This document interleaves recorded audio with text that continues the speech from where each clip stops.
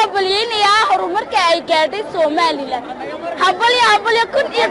hambalyo alxamdulillaah rabbil caalamiin magacayga maxamuud salaam maxamuud orta dugsiga Umar bin Khadaab waxaan u hambalyeynaya Soomaaliland qarannimada ay u soo hoyatay waxaan leeyahay hambalyo inuu qaado doono insha Allah Abduwaabay ka socdo dugsiga sare Umar bin Khadaab secondary school kamida iskuulada ugu caansan misana ugu waxbarashada fiican la gobolka Awdal saaka waxaan doonaynaa inaan ka qayb qaadano banaabaxan ku taageerano baarlamaanka dalka Ingiriiska raba ka dooday qadiyada dalka Jamhuuriyadda Soomaaliland bismillaahi taala waxaan rajaynaynaa Soomaaliland oo ka mid noqota wadamada dunida la aqoonsan yahay